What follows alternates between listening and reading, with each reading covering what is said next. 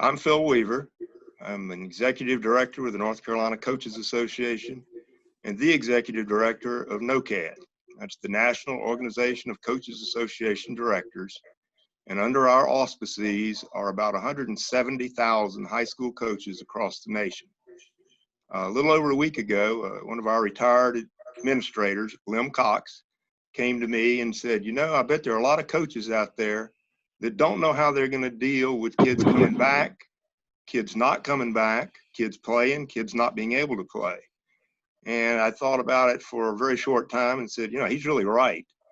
And a week ago today, in fact, I called Dr. Greg Dale and suggested that we ought to do something. I need your help.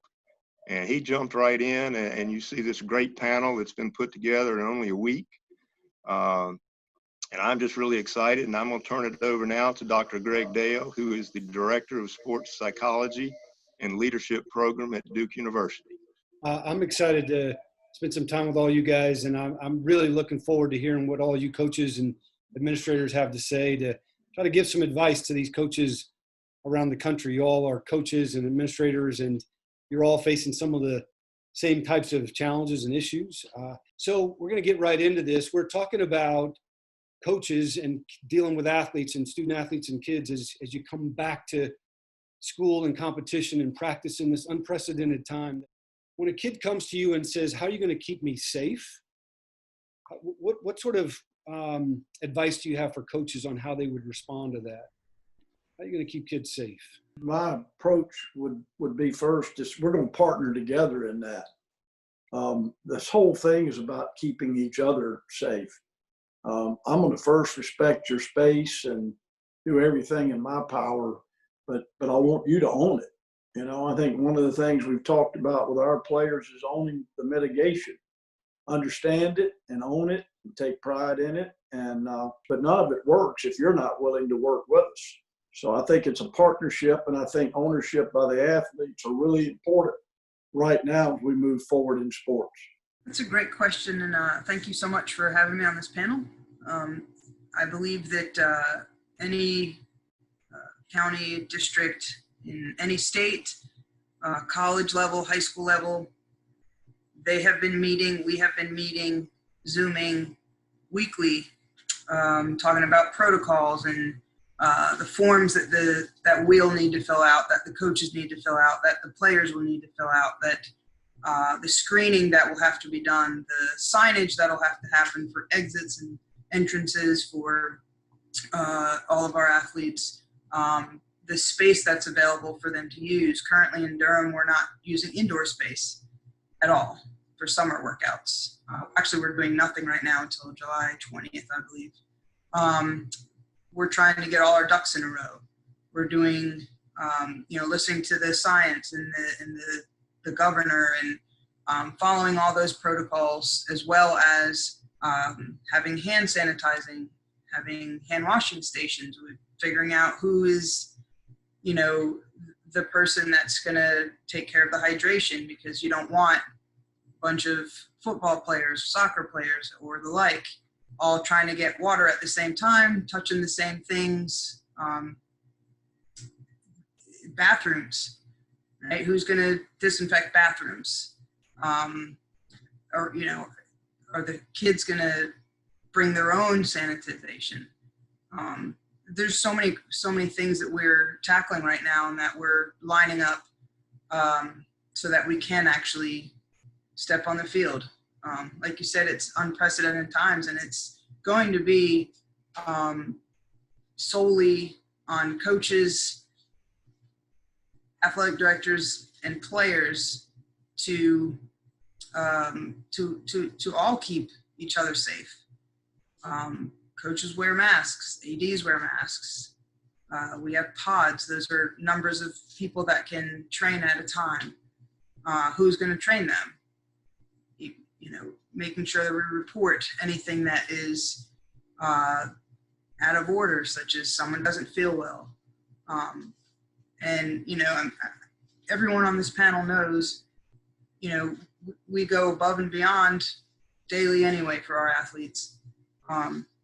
This is no different. We want everyone to be safe. We want the education out there of our coaches, our coaching staffs, and our players and parents as well, so that we're all on the same page when we open up and step on the field or court. So, Greg, one of the things I get often from parents too is, and in a variety of things at the high school level, but they'd like us to guarantee certainty. And it's just so hard to guarantee certainty. And we have to live with the fact that, you know what, we're going to take the best practices available and the best information available. And going back to what Coach Cutcliffe said, it's a partnership. We need you as parents. We need the student athletes. We need our staff members, all of us working together to try to reduce those variables as best as possible. But just to understand, we can't guarantee certainty, but we are doing all that we can possibly do in order to get the best information and putting, you know, people together and collaborating so we can create the best possible environment. You know, I think the other thing is just patience. I think this is a brand new world that we're walking into as far as the current status. And, you know, we have the guidelines given to us as far as CMS that we got to follow. It is nowhere near inconducive to playing football, right? But we just got to be patient and do what we're asked to do, and make sure we keep space and respect space. Make sure we're keeping our hands washed and clean, and have all the things, our masks on, all the things that they're asking us to do until we can take that next step, whenever that is. So I think patience is just really big. Next question I want to ask you guys around this piece of it. You have a student athlete who is afraid to let you know that they're sick, or that emotionally, mentally, they're struggling because they're worried that it's going to take away from their chances of getting to compete for a spot. Or I know at the college level at Duke anyway, we've got some pretty stringent things in place. Our student athletes are going to have to do some self-reporting every day and take their temperature and do all that stuff. I don't know that it's always like that at the high school level, but as a coach, how do you try to create a culture where kids are going to be willing to come and admit that I'm either struggling mentally, emotionally, or physically, I got something going on here? Anyone want to take a stab at Amy? Yeah. So we do, according to North Carolina High School Athletic Association, we have daily screenings with the athletes as well. Coaches are responsible to do that. Athletic directors oversee it and help. And so that piece is not falling on the athlete themselves. But they do need, you know, like you said, they do need to report if they're not feeling well or anything like that. And I think part of that is knowing our athletes, understanding, you know, maybe they don't want to tell you in front of everybody. Maybe they would rather text it to you or email it to you or something like that. I think also that, you know, being vulnerable as coaches and athletic directors and saying, hey, you know what, you know, this is a new thing. It's going to be better. However, you know, when you're injured, right, you're out for 2 weeks or so. That's going to be, you know, something that you have to recover from. And if you are coming back too soon or, you know, something like that, you could jeopardize your, you know, further season. The difference is that this is something that can affect everyone at the same time. So again, back to the partnership, back to the ownership, you know, part of that ownership of being on the team is you have to be able to communicate with your coaches. You have to let them know. And, you know, they've got to be diligent in reporting to the coaches to keep everyone on the team safe. I think that, you know, one of the things that's absolutely necessary is that they're understanding that with contact tracing, you know, they can cause a lot of damage by not being transparent, not only to themselves, if you're talking about competing for a spot, but for their teammates, their team, their staff, you know, that it could potentially be very dangerous, you know, for the, you know, for other individuals. And I mean, this is a classic that the, you know, this team is greater than yourself. And, you know, hopefully that in most of our teams that young men and women, you know, understand that, you know, walking into their locker rooms every day or onto the field. But, you know, their effects could be devastating. Yeah, before we leave this topic, I want to mention that NOCAD has an affiliation with the Jason Foundation. The Jason Foundation is a wealth of information for helping prevent youth suicide. We lost a kid this past weekend who's a football player here in Guilford County. And we don't know any details, and we know enough.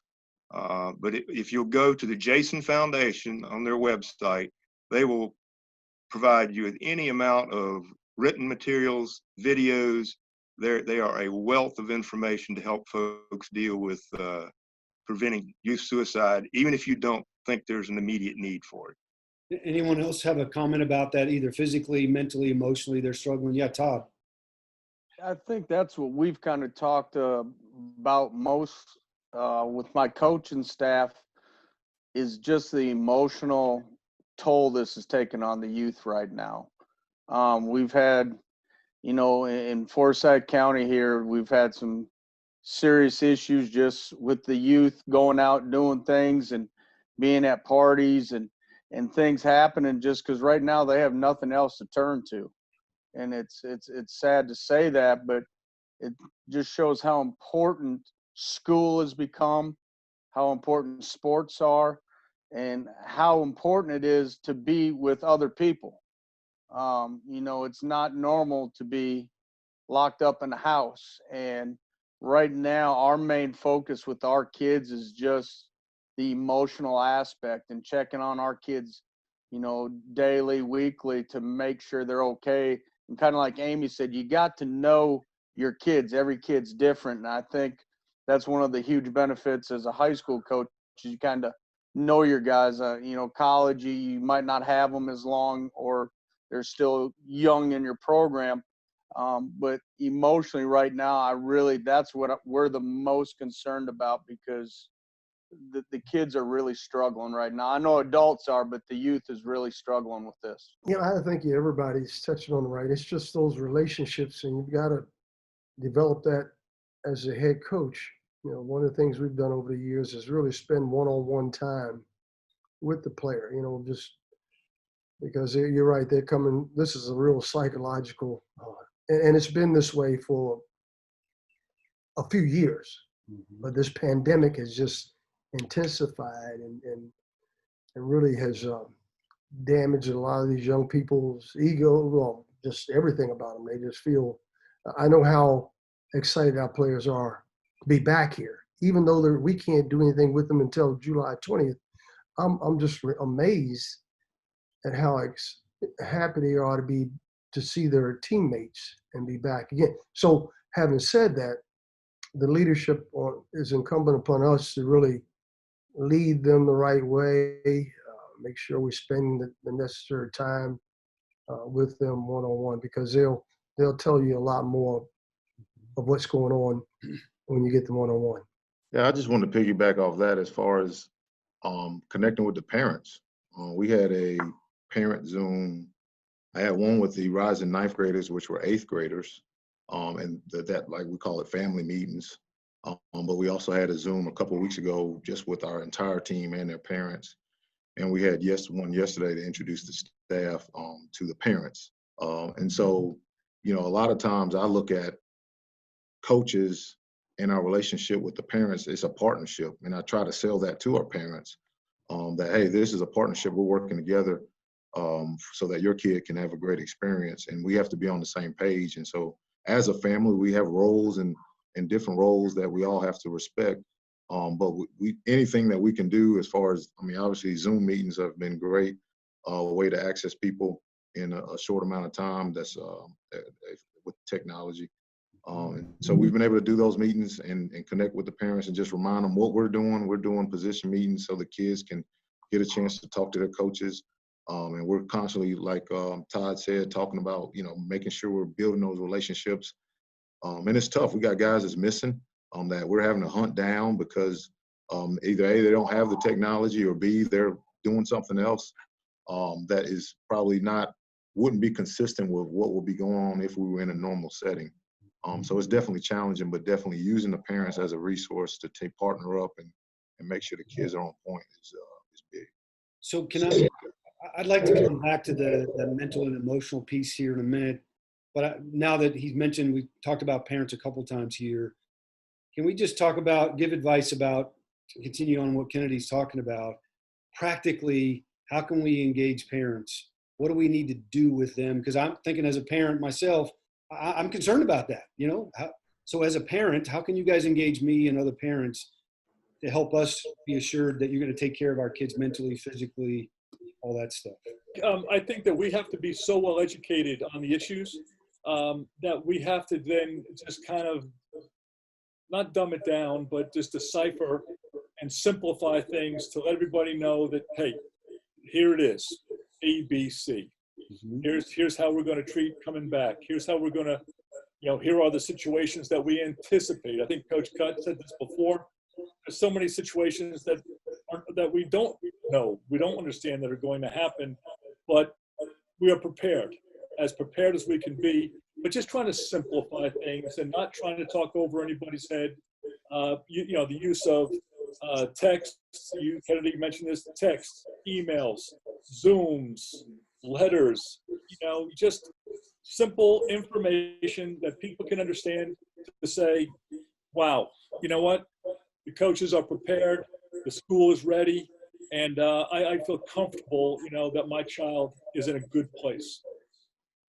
My son's a head high school football coach in the state of Mississippi, and he and I have both done the same thing, and it's been good. Communication is the key to any good organization, and John just mentioned it. It's got to be good communication. What I have found is that, so back in March when all this started, and our students didn't return to Duke, it's changed weekly, if not daily. So I've put a newsletter together for the parents. Every week I send out a newsletter in that form electronically. Chris has done the same thing, and it's been, I'm getting 70 replies from parents, just basically gratitude. And I'm asking for their patience. And if I don't know something, I'm telling them I don't know something.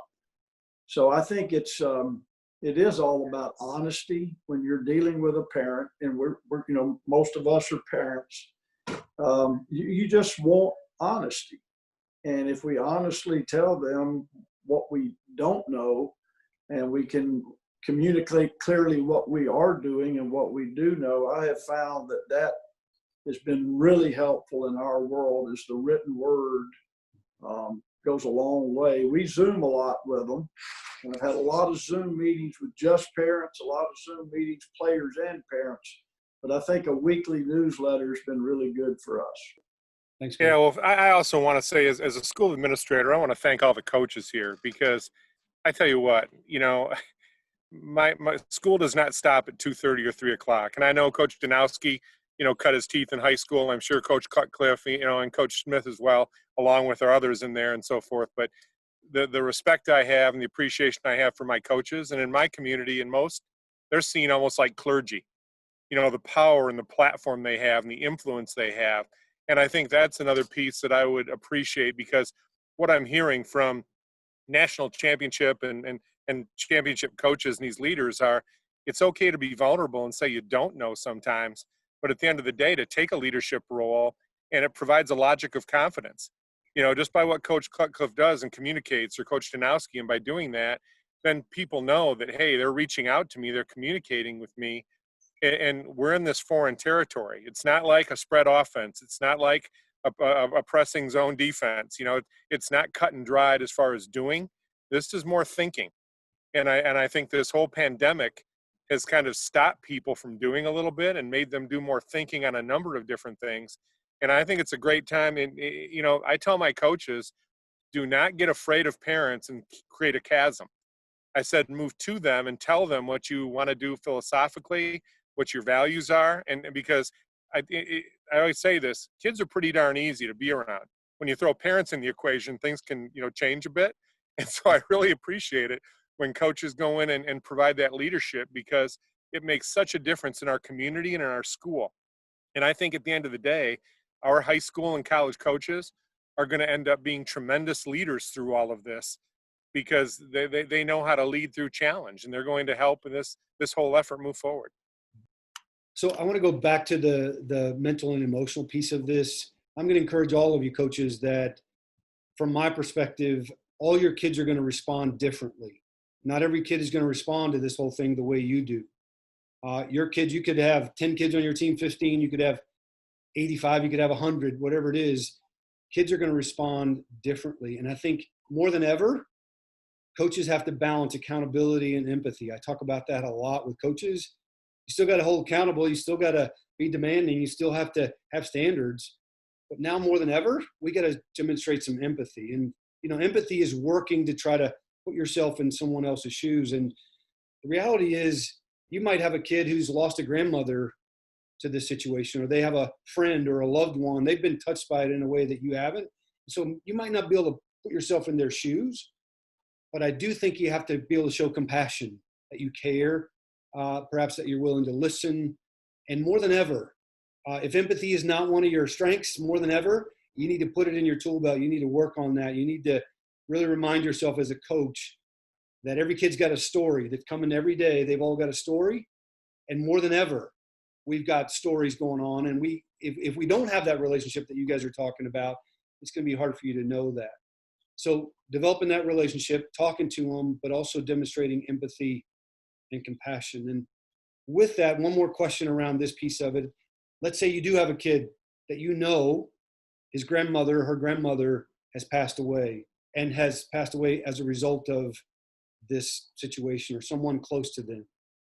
How do you handle it? What do you do with that kid as a coach? The first thing that, is just be really, come on, let's talk. How are you doing? Right? I know what happened, or, I've heard, or you told me. How are you doing with it a week later, a month later? And if you're not comfortable talking to me, we have resources. We have resources in our, certainly at the university level, we have resources. Certainly at the high school level, there are resources and people to reach out to. If you're not comfortable with me and you don't want to talk to me about it, but you know what? And to say, listen, there are times in our lives where we've struggled with things, and we've talked to our local priest. We've talked to our, we all have confessors or rabbis somewhere, tucked away in our lives. And again, it helps build those relationships that everybody has talked about, to make it a little stronger. And hopefully they'll talk to someone. Doesn't have to be you. It'd be great, if it were you, but it doesn't have to be, as long as you're out there. And then a follow-up, a week later, a text, a phone call, hey, how you doing? Away from the practice scene, maybe away from the locker room or the training room, and just a follow-up to say, hey, I'm thinking about you. Last week, actually, one of our players' little sister passed away. It wasn't from COVID, and I'm honestly not really sure what the cause was. And I really look at what I do, what all of us do, is no different. It's a ministry, right? And we are the same job that a preacher has for his congregation and his church is very similar to our roles as leaders of these silly games that we play, right? And we have the opportunity to be there for families during tough times, be there for kids. And so last week I actually went to the viewing with another Coach Corio, one of our assistants. And to be honest, I really didn't know what to say. I mean, it was a terrible feeling. It was a terrible time in that family's life. And I just said, I'm here for you, and whatever you need, we're here. So essentially, I'm just trying to be there for them, and show them that I care and love for them. I don't have the answers. The more I get into this silly job that I'm in, the more I realize I don't know a lot. But I think the task of just being there for people and having that servant-like attitude is key. And then when you don't know answers, there's other people that are qualified to help our kids that we can send them to. And you got to know when to pass the torch on to somebody else. Now, I hate to make it personal, but I can share this. I was 10 years old. I saw my brother get killed at 7. And then I lost my dad in a wreck not long after that. And I'll tell you what, Coach Danowski, you hit on it right off the bat when you asked, how are you doing? It's an interesting thing when you read the Bible, how many questions Jesus asked if you're Christian throughout the Bible. Well, I didn't want people telling me what I should think or how I should feel. I think if we ask questions, how do you feel? Explain to me what are the best memories you had with your grandmother? What about her was special? I wanted to talk, not sit there and have people tell me how I should feel. And I think with young people, sometimes we try to think for them, and they're more capable than you might think. And if I sound a little angry from that time, I maybe still am, to be honest with you. But there were some people that kind of helped me through that did that. We had an Irish priest who was really pretty good at that, and he was the only one I could sit down and visit with. So just from a personal experience, I would tell all coaches, ask them about how they feel, how it made them feel, every detail about the relationship. That's what grieving does. We all sit around and tell stories in a family when it happens, right? Let them tell you their story. Let them talk, and be careful offering too much advice. I think that can be an overload personally. So I hear a theme here for all you coaches that it's Kennedy talked about, and Coach Danowski too, about it's okay to be vulnerable, and it's okay to not know what to say or that you just don't know, but being there for them and being willing to ask questions as Coach Cutcliffe and just talk about those memories and get them to explain that, and it shows that you genuinely care. Anyone else on that piece before we move on? Yeah, Amy? I would say another thing, other than your support for your player, their teammate support. There's, comfort when you have your peers who you guys go to battle with each other on the field or, on the court and whatnot. And to have them be there to support you as well, even if it's through Zoom or FaceTime or, whatever it is, just to have that support. I mean, it grows a team as well, but it will definitely support and help the player who's in crisis at that time. So, No doubt. Yeah. Hey, Greg, one last thing too. I think it's key. We have to remember, and as a high school principal, I am non-political. Okay, and I don't take a side, but in this political environment we have with our adults that become so adversarial and so polarizing, I think that many of our coaches are key leaders in being able to try to, we're looking at racial issues in our country. We're looking at health issues in our country. We're looking at all these different variables. And right now, who are going to be those guideposts and those lighthouses? And I think, for me in my life, my dad was on the road 70,000 miles a year. My coaches were my key people. That's why I ended up becoming a teacher and a coach. And I think we just have to remember what all of these coaches do every day is help shape young minds and help people learn how to negotiate and mediate as opposed to going into fight or flight. And I think it's a big way to develop that relationship so that then these people can think and start to develop. And I know watching Coach Cutcliffe or Coach Danowski's teams, it's just not robots out there doing, they're thinking. The great thing about it is they make adjustments. They see what's happening. They can take coaching and build on it and make other decisions. And I know with the other coaches here too, that's really, I think, our key in developing these young men and young women into becoming thinkers who can make some decisions based on, what they're getting, but also, seeing these things. Yeah. So next question I want to ask, maybe Todd, I'm going to point this one to you a little bit. How do you keep these kids engaged other than maybe Zoom and doing that? And like I said, our kids are, my two boys are going to do online school. It's already been decided for the fall that they're going to be online in the fall. And so how are you going to keep these kids engaged to make sure that they're continuing to do what they need to do? Yeah, I think the big thing we do, and I've learned a lot of this from college coaches and some other high school coaches is just the leadership group. You have that one leadership group that you lean on. You know, it might be between 8 to 12 guys, you know, the guys that you can really lean on.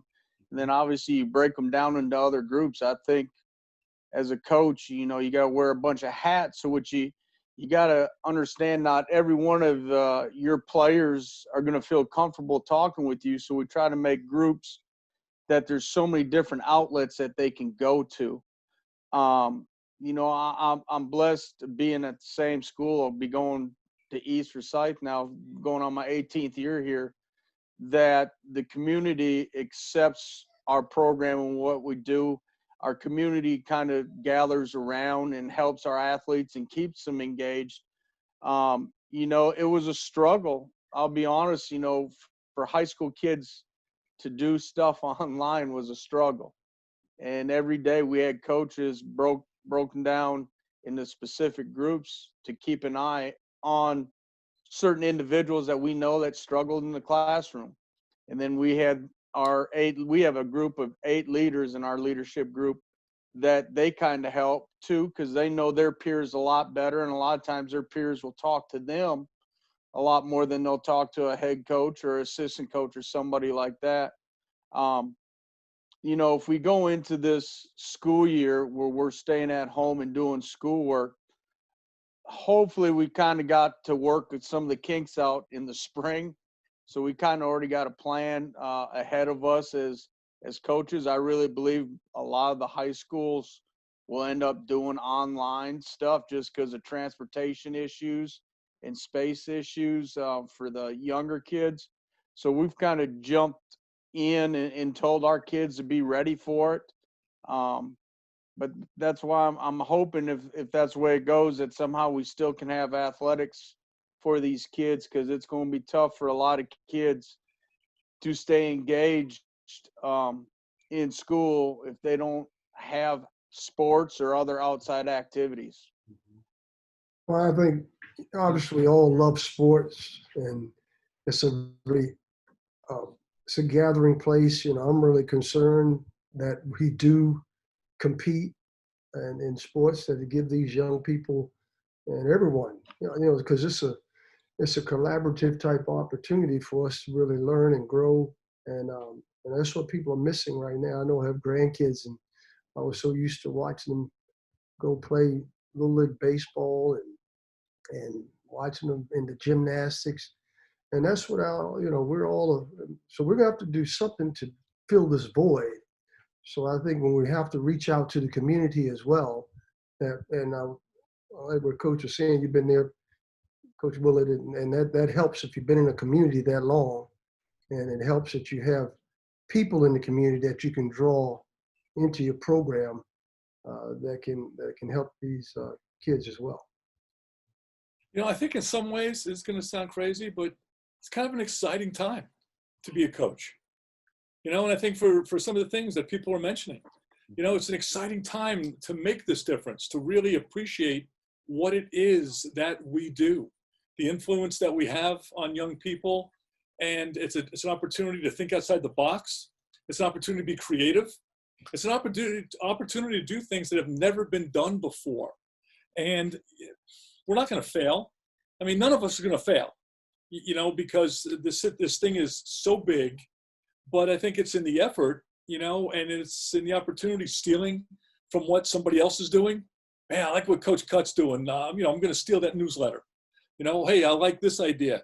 But I just think that perhaps, you know, for all of us, this could be an unbelievable opportunity to take people to a place that they need to go to. Well, I also think you've got to engage these young people in these decisions as well. When we do a Zoom, I always ask the question, folks, anybody have anything else they want to talk about? And they'll come up with things. And so while they're here on campus, we're meeting tomorrow, and that's the first thing I'm going to ask you. Look, what are some of the things I asked you to write down and think about when you came back here that could help us make this transition back into, because we are going to get back. It's just a matter of time as as Coach Kennedy said there, Kennedy, it's just gonna take patience and some and a real, and it's nothing is easy. It's not gonna be easy though. It's just hard. You know, if you're gonna be successful, you have to work hard and as coaches, which we always do, but now we have to channel it maybe in another direction. You know, there's a lot of science that goes into coaching, but there's also a lot of the art of coaching, and that's just been expanded dramatically for all you guys. As Coach Danowski is talking about, there's no real training for a lot of this stuff, but much of it comes down to your ability to have relationships and listen, ask questions, be willing to be vulnerable, admit that you don't know all the answers, and to be honest about that. And it's going to really challenge you guys. And to Coach's point, nobody's excited that it's a pandemic, but he's saying it's really, as coaches, we maybe should look at this as an opportunity for us to grow and develop and hone our skills and do better with the empathy piece and all those other things that we've been talking about. I want to shift gears here just a little bit. Obviously, not only do we have a pandemic situation here, but we also have, more than ever, we have this call to look at racial issues in our society. And all of you many of you have very diverse populations. Not all of you, some of you have very homogeneous groups, but even within that situation, I want to ask you guys a couple of questions around that piece of it. So as a coach, you have kids on your team that want to kneel during the national anthem. Can you talk a little bit about your perspective, how you want to deal with it? In college football, unless they change things, they're not out there when the national anthem's being played. So it's a little different there. But that doesn't mean, Coach Cutcliffe, you can't speak to that, obviously. But anyone, how are you going to handle that? And also, half your team does, half your team doesn't. How do you keep that from becoming a divide on your team? So it's kind of a two-part question here. A few years back, we kind of had that situation, and basically we sat down and met as a group, as a team, and we basically said we're going to all do whatever the majority wants to do. Once again, I think that's the great things about team sports is that you can find common ground even if people disagree and understand it's still about team. What we will do at East, we'll see when we have that team meeting before our first game and see what they really want to do. And we've actually talked, I don't know if you guys have seen us, Kenny, maybe you saw on Twitter, the Forsyth County coaches got together and we've created a group and we got Zoom meetings on Wednesdays about racial issues and coming together, and how it's coaches, you guys are talking like we're clergy, that it's our role to kind of step up and show the youth how to act right. At the end of the day, it's about being a good person. And our coaches, and I don't know if I'm supposed to say this, but one of the things we were going to do is we're all going to shake our hands and talk. There's a couple coaches, Coach Stevenson from Glenn. I don't know if you guys know him. Kennedy, you might know Antoine. One of his big things is he never shook a hand before a game. That was his mental edge, but we're going to make sure our kids see us head coaches meet at midfield before games and talk and actually show that it is just a silly game. I mean, it's the sports that we coach, to me, is more about teaching life than it is about winning. And I think everybody on here wants to win. Obviously, everybody's very successful. But I think the more successful coaches have found a way to teach their kids more about life. And, when it comes to that national anthem, that will be a team decision, but we'll all do it together. And I think as teammates, it won't be that tough a decision what we want to do together. Excuse me, I'm going to be the administrator in the group and remind everyone that we all answer to somebody as well. And I'll tell you, because there's going to be athletic directors, principals, school superintendents, and even university presidents that need coaches because they're comfortable being in the arena. They're comfortable leading in that regard. And I think they're going to be looking for ways to say, here's what my team's going to do, or here's what the conversations I've had with my players, and we'd like to do this, or this is our plan.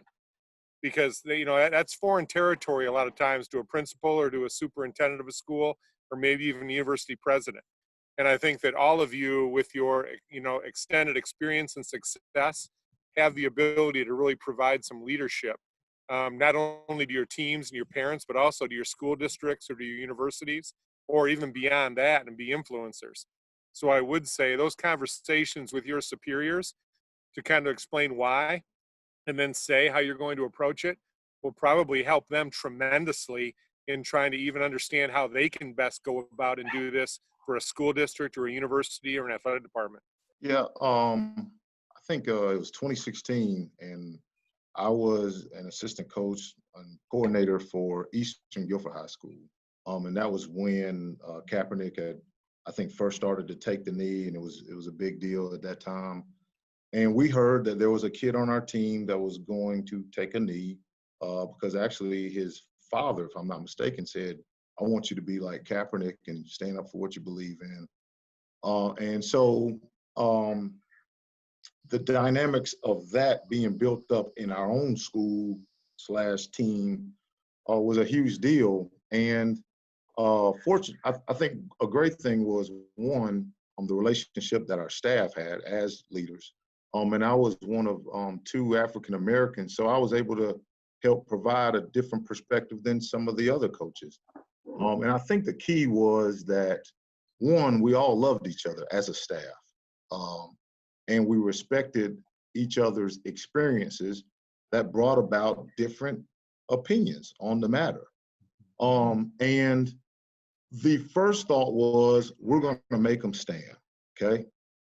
And I said, Coach, I don't think we should go about it that way. I think we should ask them, and I think we can explain why, but I think we're going to have more issues if you make them, right? And I think that's a huge issue in all of this as leaders is, I don't want to, I love the Lord, right? But I can't make kids believe exactly what I believe, whether I feel like I should or not. But I still am responsible for loving those kids.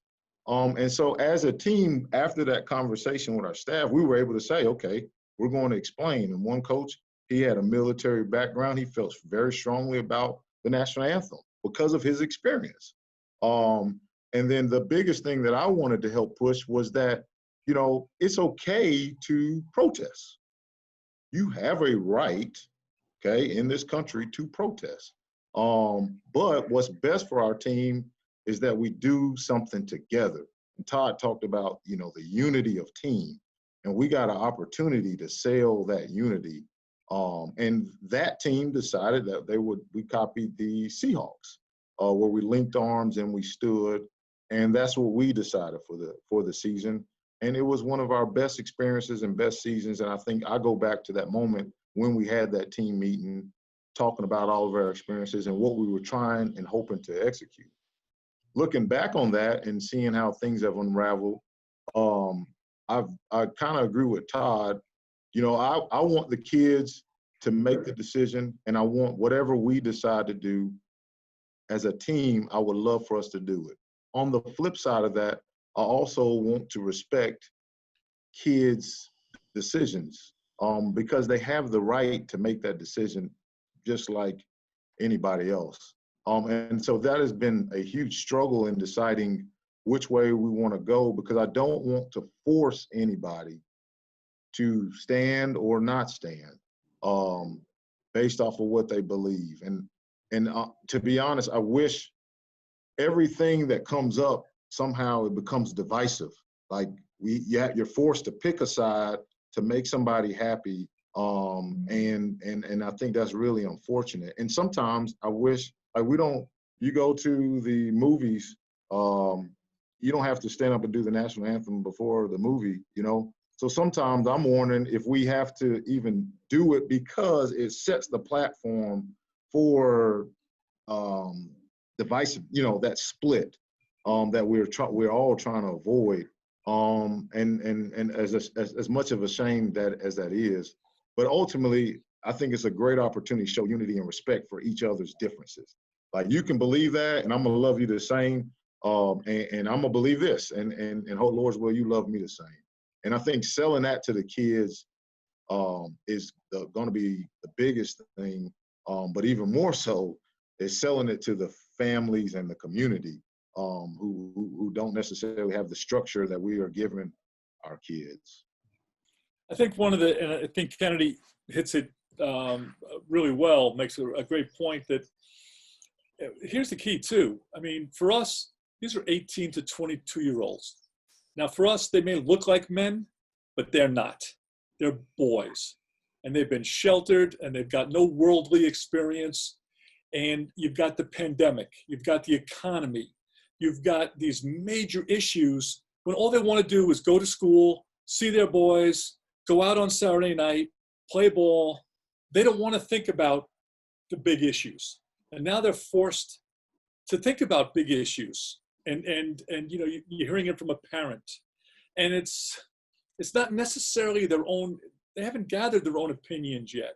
And I think, you know, once again, somebody else mentioned this, I think it was Coach Will, that we are forced now into a new role, right? We used to be, you know, we are the loco parentis, we are, you know, confessor, we are disciplinarian, we are the guy that, we're going to be there for you, we're going to give you structure, and now we are social workers or we're sociologists, and we've got to figure things out that we're not certain about. I mean, I've learned more about Black history myself in the past month diving in because I need to know more, you know, and I need to, I need to be better, you know, for my players. But at the end of the day, these kids are so young, and this is, you know, hitting them like, and so conversation, communication, respect, and once again, the word love pops up. If you love your players, you know, you'll find a way, and they'll know you love them, and they'll respond appropriately, and you'll figure that out, you know, together. Awesome. One last question I have about this, and we'll probably get close to running out of time here, is I want to ask you guys about, you know, in our society now, it's rife with, we don't treat each other with dignity anymore. We've lost that. I've heard several people say this, and I love to say this. We're always worrying about being right as opposed to getting it right. And so as coaches, with your teams, with your culture, what kind of conversations do you have around this, like what you guys are talking about amongst themselves, that I can absolutely not understand where you're coming from or disagree with your perspective, but make sure that we do this and that we treat each other the right way with this particular situation?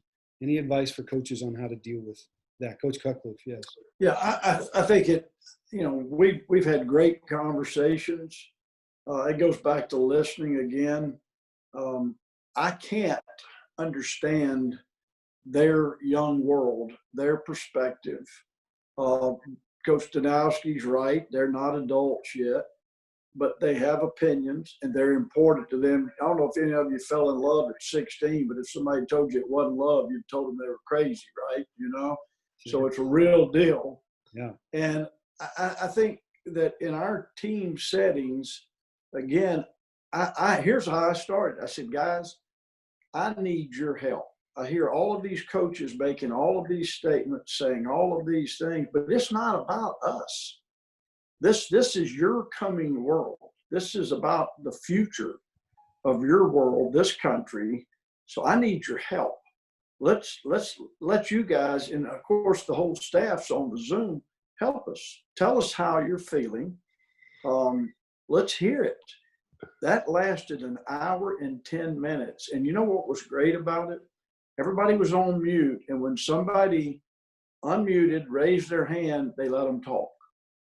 And there were a lot of different thoughts. Everybody heard each other's thoughts. And when it came to the end of just everything, you know what I told them? I said, guys, this is not a United States of America problem. It's a world problem. It's not a current problem. It's been throughout time that people have treated people poorly based upon race, ethnicity, country they were from. You know, if you look at the Bible, Moses was leading the Jewish people out of Egypt because they had been slaves. So I think they need to understand the size. They're not going to just fix this by getting mad. We need to plan what we're doing, and they're going to do it. I'm assigning a player a day when we come back, a fact of the day. And it'd be white, black, I don't care, but I want it to be about racism or racial issues or something really a great feel-good story that they come up with in about a 90-second dissertation, just deliver it to the team.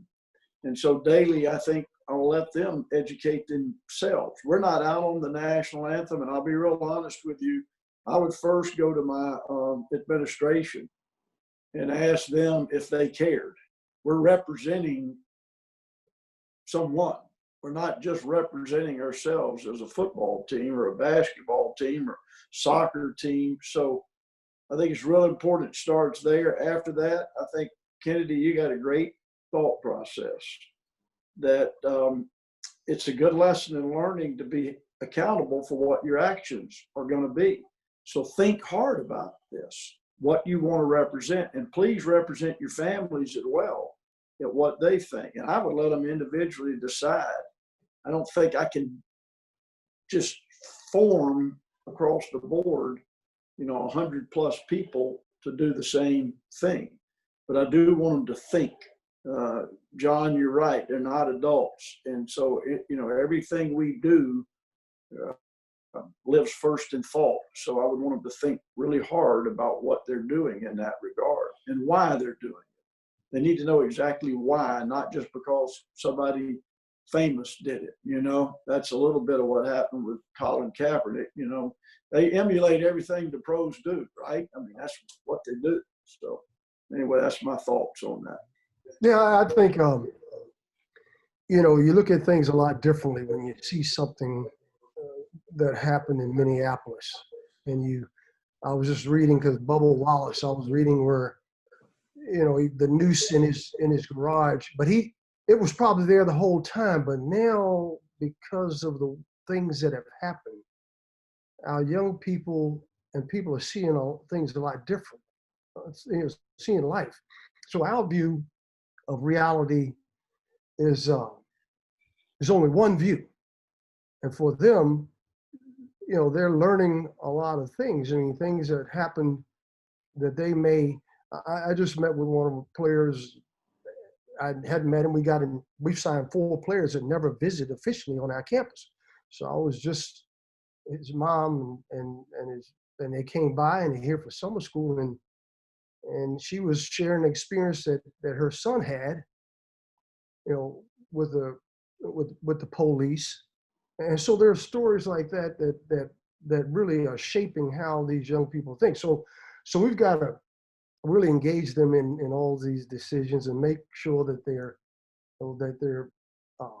because inclusive, just not being inclusive, but make sure that they understand everybody's going to benefit by learning and sharing and showing how much you care and showing empathy for what, but it's hard to it's hard for me to put myself in their place.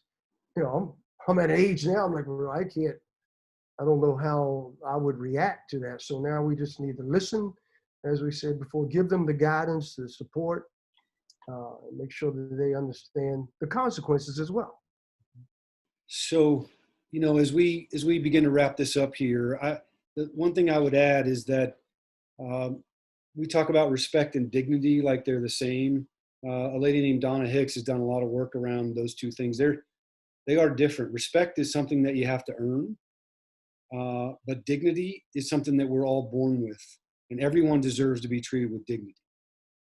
And with your players, with your athletes, with your kids, what a great lesson for life for them to start thinking about, I might disagree with, I might not even respect your views on this, but you're my teammate, you're my sister, you're my brother, and I'm going to treat you with dignity. And that is very different than respect. Again, I might not respect your opinion, I might not respect this, but we're going to treat each other with dignity. And you guys have to model that as coaches, that we're going to treat each other. Like Todd, you're saying, you know, you guys are going to go out and shake hands, and that's you might not respect that coach, you might not respect that how he or she does things, but we're going to go shake their hand, and they deserve to be treated with dignity because they're an individual and they're a person. And I think if we can really help our kids learn that around this place particularly, it's going to really, really benefit them. Does anyone have anything else for the cause before we kind of wrap up here? Anything else that you feel like you want to get across to the coaches that are out there? Coach Cutcliffe? Yeah. Yeah, I just want to say how impressed I am with everyone on this Zoom call. And I'm proud to be in the same profession as each and every one of you. And it's very evident. I know, of course, some of you very well, but very evident. We get a lot of great people in our profession, and education is where it all is. So thank you all for letting me be a part of it. Appreciate it. Yeah. Hey, Coach, Mike. Tubby. Well, I'd just like to say, what are we going to do about tomorrow? And I think that's the most important thing, and how are we beginning to prepare ourselves for the future? And that's what this Zoom is about. And I'm so grateful that you asked me to participate, and I've learned a lot. And I hope everyone watching and listening have learned something as well. Yeah, good. Coach Danowski, sorry, and then Coach Willert. Yeah. You know, listening to everybody, Coach Cuts, boy, man, you just took it. You took the words. Character, you know, the character that kind of just jumped from the screen that everybody had, and how they speak and how they carry themselves. I'm so impressed. You know, I agree with Coach, with the people on the panel. I tried to get, I felt like I was playing Jeopardy. You know, I tried to, buzz it in before he got there. But it was, just high, and that's what, that's why we love coaching. It's an opportunity, and but without character, it's very difficult to lead.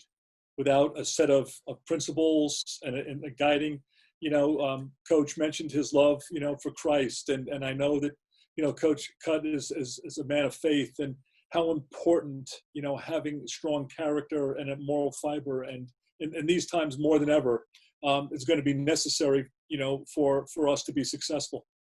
Yeah, I want to thank Phil for getting this kind of put together and all this. But I think the important thing is there's so many coaches in this country, and I hope a bunch of coaches watch this to understand that we can lead and make changes. Sometimes I'm not a big political guy either.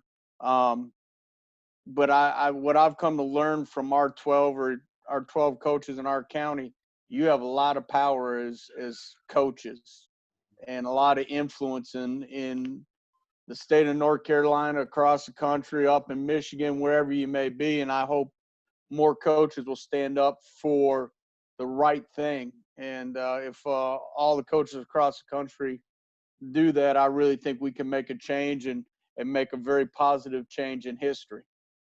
And I appreciate all you guys. It's always great learning from you too, Coach Cutcliffe. Yeah, Mark. Yeah, I just want to thank, as someone who started coaching in high school when I was 19, and my high school football coach got me to come home after Coach Heathcote told me my basketball career was coming to an abrupt end.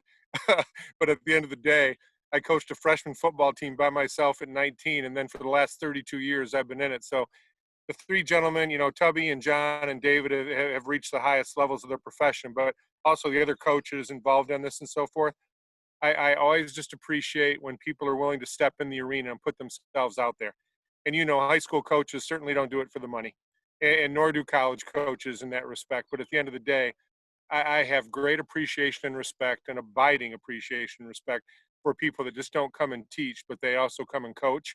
And we're thrusting a lot of young people into head coaching roles now because a lot of veterans are getting out. And they said, I don't want to deal with the parents. So we have to have more opportunities that Phil's organization provides in order to help mentor and bring these young coaches up. and take advantage of the opportunities so we can keep them in the profession. Yeah, I just wanted to thank Phil for the opportunity to be on this panel and learn from everybody. And I know, like Todd said, we're constantly trying to gain, information from peers. I talked to Todd early this year about things that he does as a manager of his coaches and builder of his staff. But ultimately we learn and steal from each other so that we can perform and perfect our ministry that we're performing for these young men and young women and their families.